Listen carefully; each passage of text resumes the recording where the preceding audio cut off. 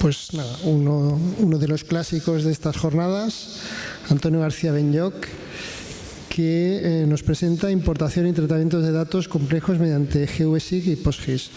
Bueno, Antonio es técnico en el Ayuntamiento de Bétera y a lo largo de distintas jornadas nos ha ido mostrando los progresos que ha ido haciendo en el Ayuntamiento. Cuando quieras. Vale, buenas.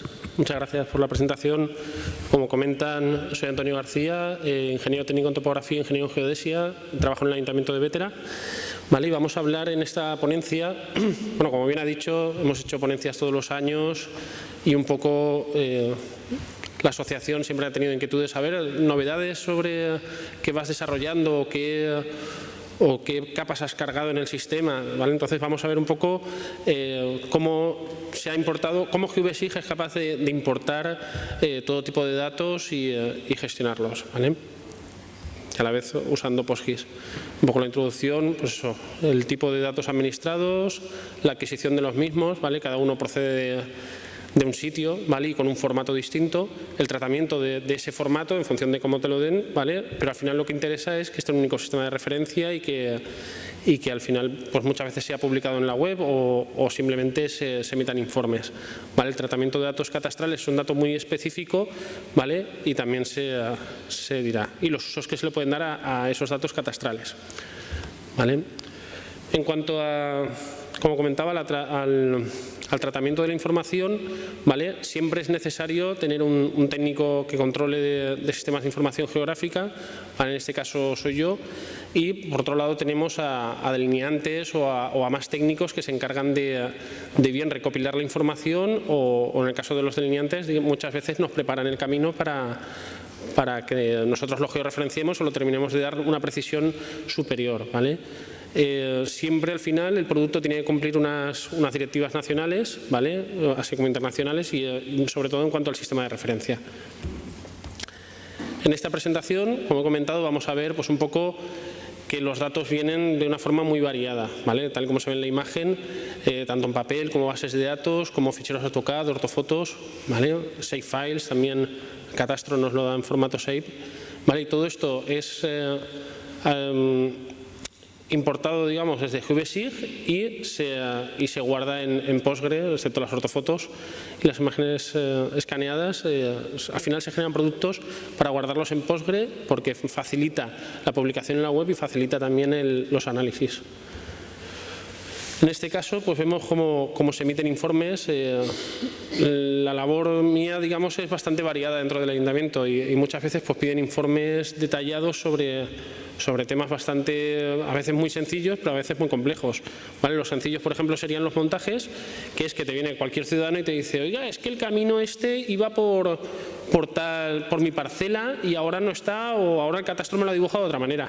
Pues si vemos la diferencia entre esa foto y esta, a ver si se ve el ratón. Sí.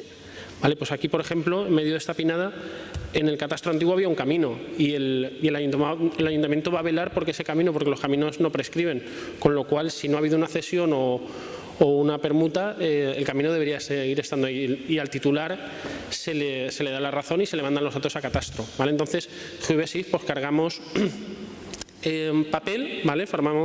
Cargamos el catastro antiguo que está en formato papel escaneado, ¿vale? Ya nos lo da el catastro escaneado con una precisión y tal, pero no está georreferenciado. Entonces nosotros lo georreferenciamos y a la vez le cargamos el catastro actual. Bueno, en este caso es el catastro de otra época, ¿vale? Uno fue en 1930 y este es de los años 70, ¿vale? Entonces se van viendo las diferencias y después se ve finalmente el catastro actual, ¿vale? Entonces se emite un informe y se manda a la gerencia para que lo modifiquen. Por ejemplo, también se generan planos. Este plano en concreto es de los usos del suelo, ¿vale? Hay planos de este tipo, hay infinidad, y temáticas también. O se publica en la web, ¿vale? Aquí tenemos el plan general y ahora veremos cómo, a partir de ficheros AutoCAD o otro tipo de datos, se ha ido migrando a Shape y de Shape a PostGIS para al final publicarlo en la web. Tipo de datos administrados, pues como ya hemos dicho, repetimos un poco los formatos que solemos trabajar, ¿vale? Incluimos los datos tomados en campo, ¿vale? Porque muchas veces, por ejemplo, problemas que tenemos, líneas de alta tensión. No tenemos los datos de las líneas, nos los dan en papel, pero no nos dan un plano, ¿vale? Pues no pasa nada. Esta semana me acerco yo a las torres y las mido por topografía, ¿vale? Ese es o por ejemplo, urbanizaciones enteras, vamos a comprobar los colectores o vamos a comprobar la cota de tal y se toman por topografía. La adquisición de los datos, como hemos dicho, de fuentes muy diversas, ¿vale? Y un poco aquí se listan, pues eso, el archivo histórico nos ha facilitado el catastro antiguo, la gerencia territorial del catastro nos pasa cada año tanto la base de datos de titulares y usos del suelo como la cartografía, que la podéis descargar cualquiera a través de internet. El Instituto Cartográfico y el Instituto Geográfico Nacional las ortofotos, ¿vale? La Diputación de Valencia con Imelsa también nos dan otra serie de datos tipo colectores o fuentes así, de medio ambiente, de infraestructuras y transportes y sobre todo de otros departamentos del ayuntamiento, que es un poco lo que el SIG de Bétera intenta englobar, ¿vale? Coger cada departamento a ver qué información es georreferenciable y de interés para otros departamentos, no para el propio departamento en sí, sino un poco la policía local se nutre de todos los departamentos. Le interesa saber dónde están los pozos, que es de medio ambiente, le interesa saber qué es suelo urbano rústico, que es de urbanismo, ¿vale? Le interesan mucho los titulares catastrales, que es de gestión tributaria, ¿vale? Entonces vamos cogiendo datos así y los metemos todos en el sistema. Y el sistema, en esta ponencia no voy a enseñar el visor porque ya lo hemos visto en años anteriores, pero sí que tiene permisos de usuario y en función de quién seas te carga, digamos, unas capas u otras, ¿vale? O te da unos permisos para editar esos datos u otros. El tratamiento de la información es un poco lo que estábamos comentando, pues de papel. Esa imagen es real, digamos, yo cuando llegué los planos estaban así. Lo primero que dije fue ese cubilete, precintarlo, o sea, guardarlo ya. Porque cada vez que venía un ciudadano, abrían un plano, ¡buah!, lo ponían encima de la mesa, en consecuencia todos los planos estaban rotos, muy deteriorados. Le pedí los datos al catastro y nos los mandó, tal y como lo veis en Photoshop, en formato escaneado, ya con una métrica y en unas condiciones mejores que ese formato en papel que era el original que tenían allí desde hace un montón de años.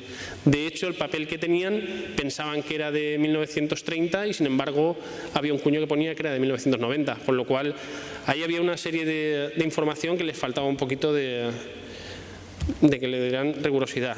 Y después ya la parte final es que lo georreferenciamos, ¿vale? Entonces ya tenemos todo el catastro de 1930, que son más de 130 hojas, ¿vale?, georreferenciadas, y en el caso muy concreto de que pidan algún deslinde de un camino o algo, se hace el levantamiento de la zona y se georreferencia en base a las esquinas de las parcelas de la zona, pero los tenemos todos a nivel global, ¿vale? En formato AutoCAD, por ejemplo, aquí vemos una hoja del plan general, ¿vale?, bastante compleja, vemos un montón de temáticas y de alineaciones y un poco, si seleccionas la capa que quieres, ¿vale?, pues la puedes exportar a Shape, ¿vale?, y generar los polígonos un poco con cuidado, ¿vale?, porque ya digo que no es tan fácil como coger y decir, ala, cárgate y exportate Shape, porque ya veis que ahí hay muchas temáticas, ¿vale?, tanto como usos del suelo, como zonas de servidumbre, como vías pecuarias, no sé, veo ahí mucha información.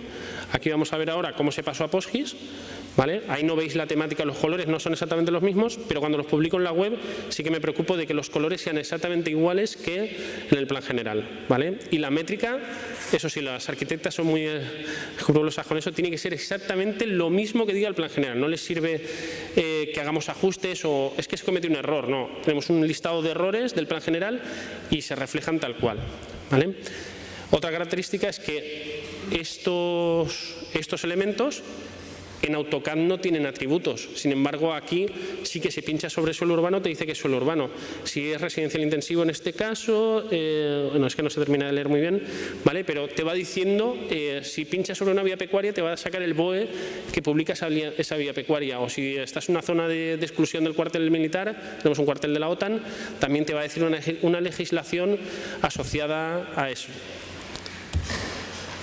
Como comentaba, la topografía clásica o el GPS, con Jesús Pla, que ha hecho la conferencia esta mañana de las líneas límite, pues también estamos tratando el tema de los mojones de término. Si no sabéis lo que era eso que hay a la derecha del GPS, es un mojón de término, ¿vale? Hay más de 100 rodeando todo el término de Bétera y hay que ir por topografía y levantarlos, ¿vale?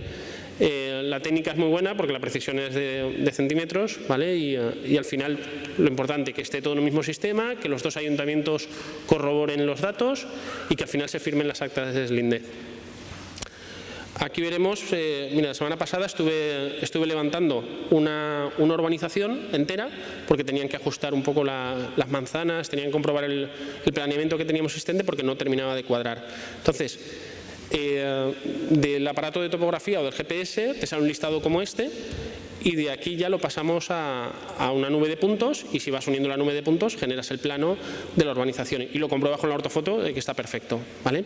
Entonces, esas líneas que se ven son exactamente las manzanas que me dijeron que teníamos que comprobar, ¿vale? Lo mismo, GVSIG se puede gestionar y no hay problema.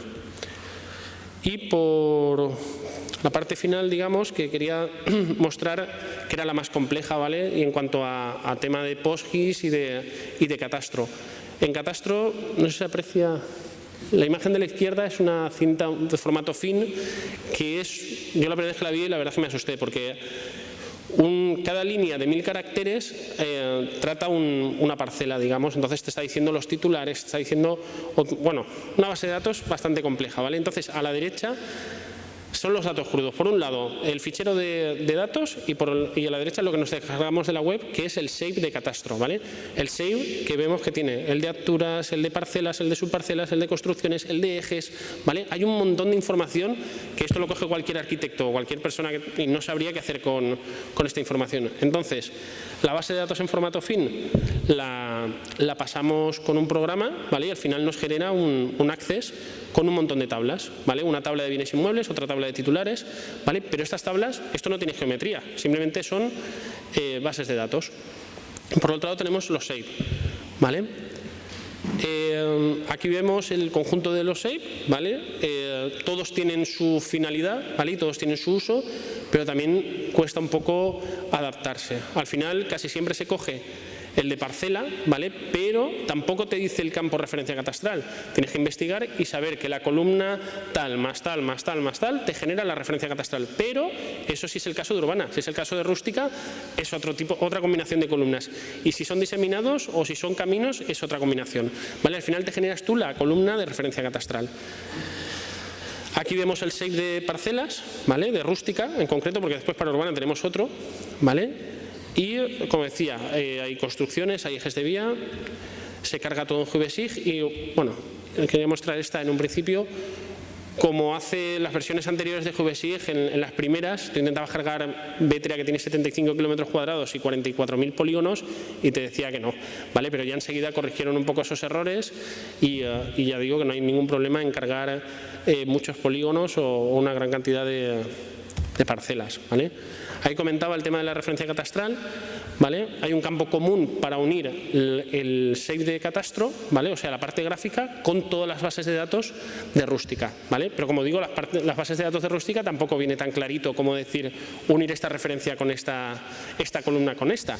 Y después, ahora veremos, vamos a poner un ejemplo simple que sería las parcelas de rústica, ¿vale? Tienen la referencia catastral y la tabla de cultivos también tiene la referencia catastral con los usos del suelo. Entonces generamos,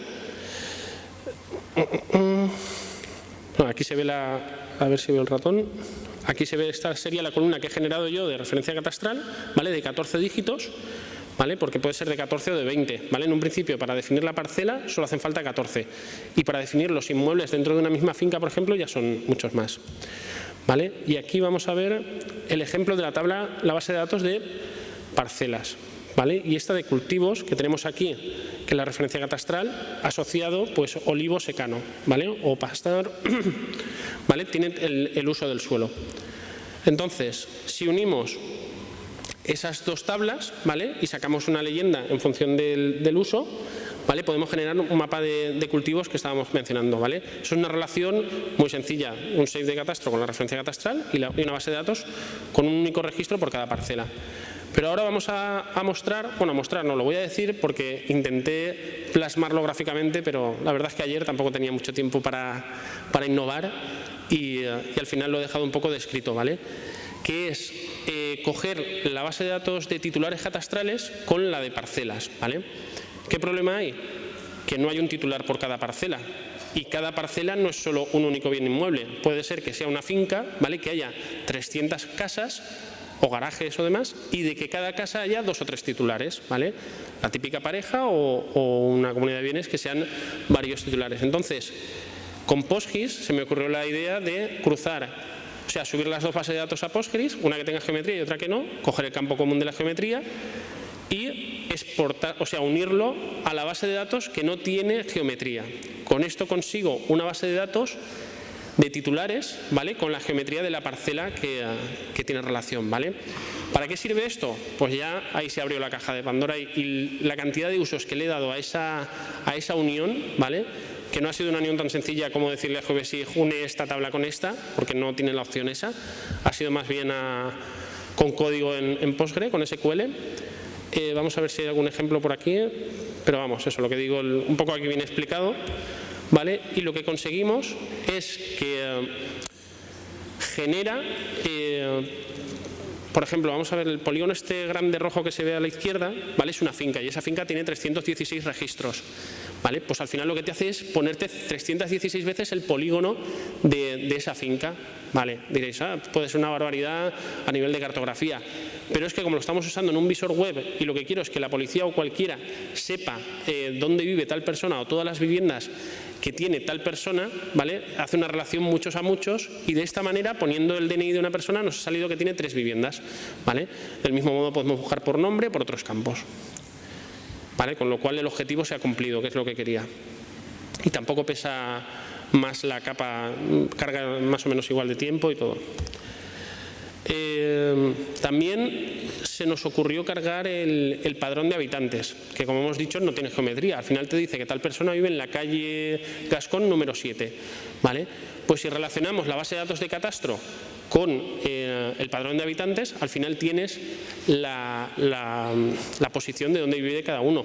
Y si ya no te interesa tanto la posición de la persona en concreto, sino cuántas personas viven en un mismo bien, lo que haces es vincularla al padrón de habitantes, la referencia catastral, y después haces un frequency, bueno, sacas la frecuencia, digamos, en base a esa parcela, con lo cual te dicen, esta parcela viven 35.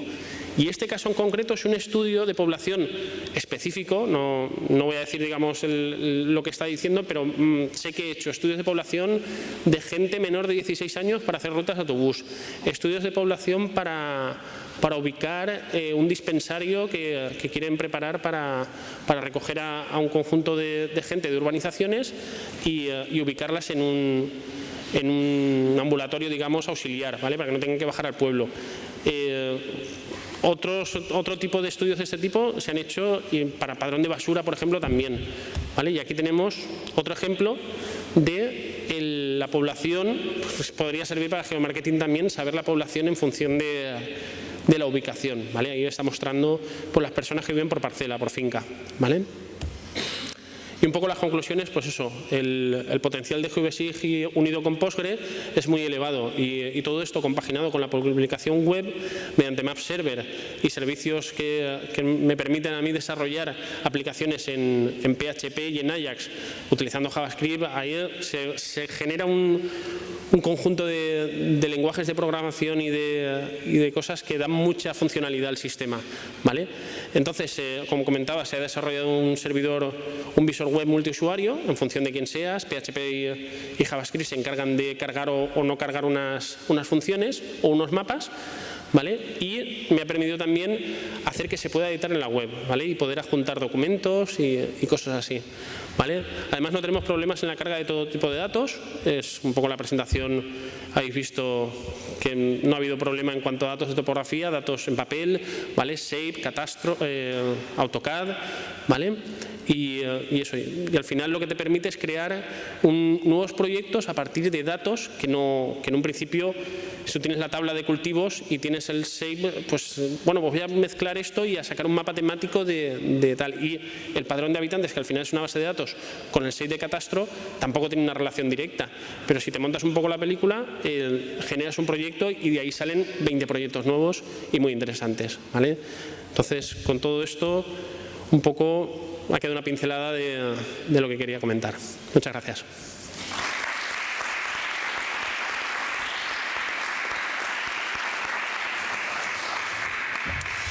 Bien, fantástico. ¿Tenéis alguna pregunta que hacer? Nadie.